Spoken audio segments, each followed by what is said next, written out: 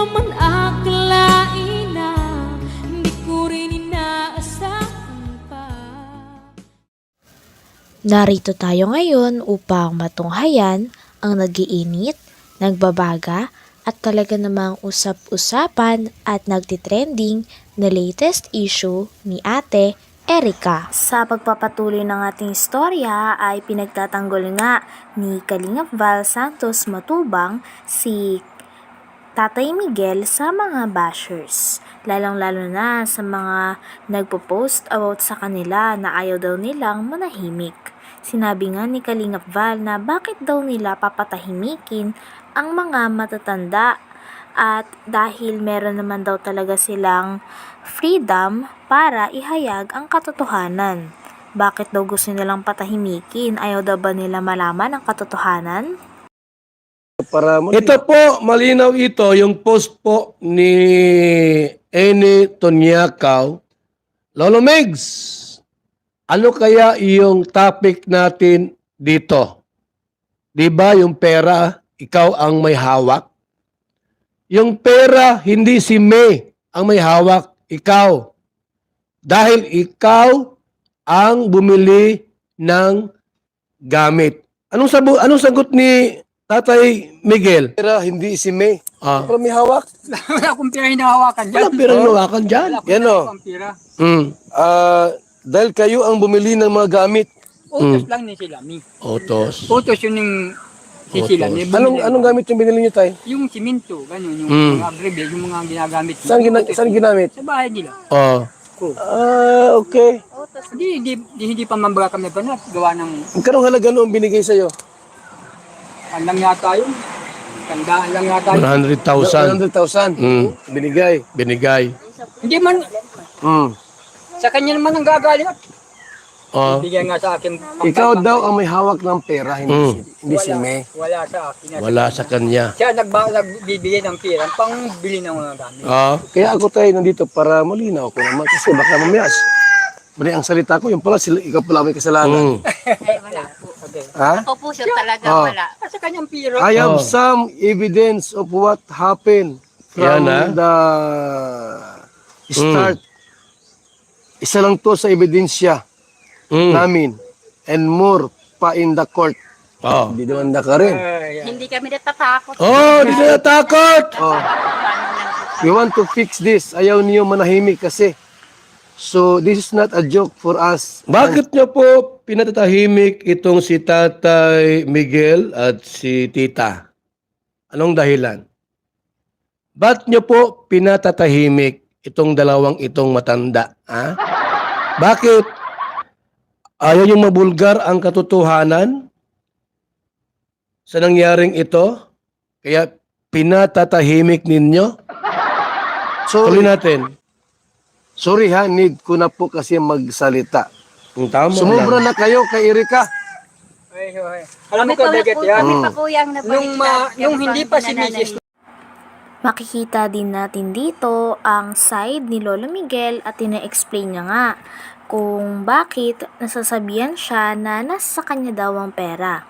I-explain niya nga dito na inuutusan lang daw talaga siya kaya syempre ay nakakahawak siya ng pera. Ngunit ang pera ay nanggagaling talaga kay Sheila May na kapatid ni Ate Erica.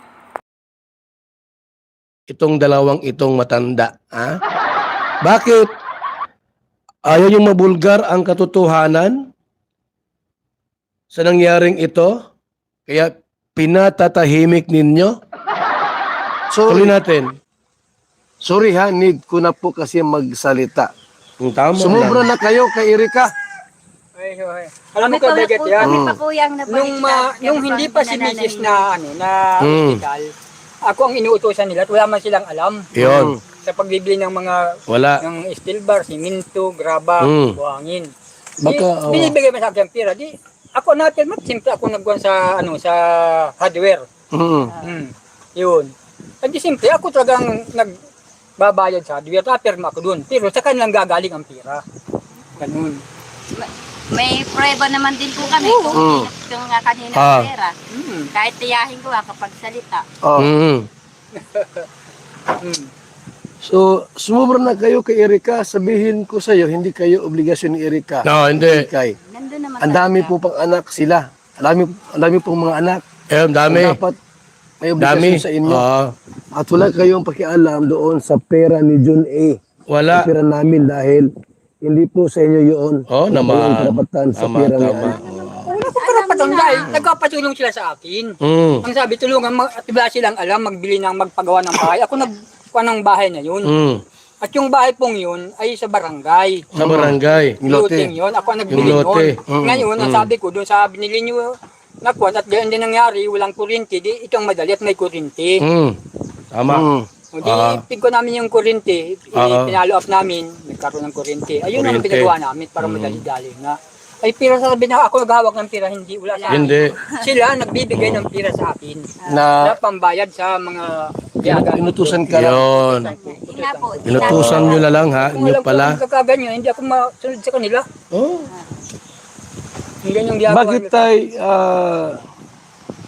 nagkaano kayo ni Shilami at Erika? Bakit pala inutusan kanilang bumili ng mga materialis? Tapos ano nangyari pagka Ay, doon na nga po sa pahiwa-hiwalay kayo? nung si Mrs. ma-hospital. Hospital.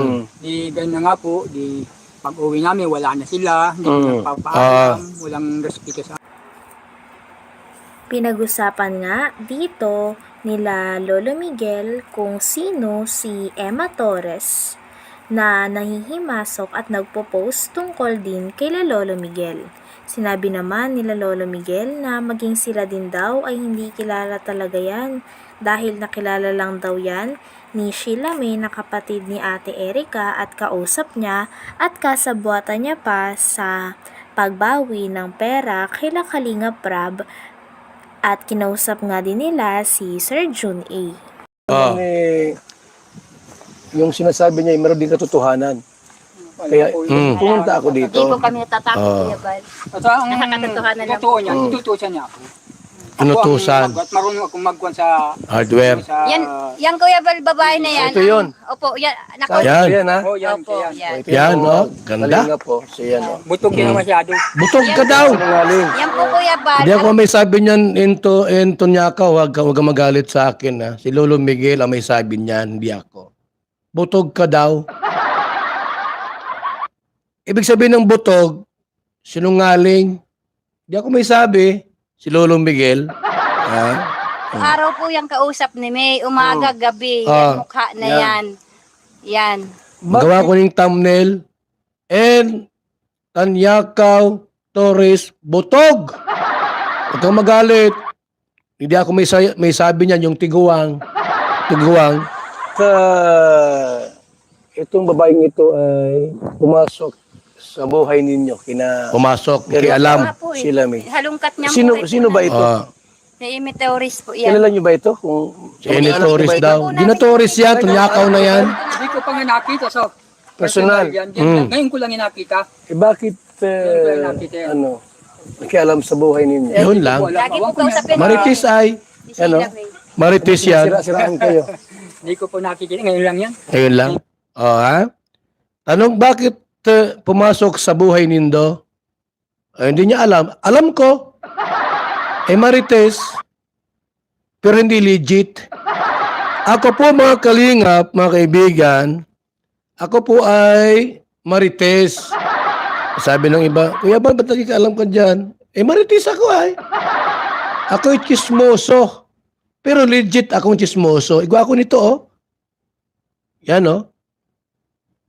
License to Marites. Mahalaga ini. Ako magka-radyo digdi sa daet. Igwa ng registration. Lahat ng mga Marites na reactor, nabigyan ko nitong mga lisensya. Number 1, si Bopel. Number 1 Marites yan ay. Tapos si Cell TV PH. May mga license to Marites yan.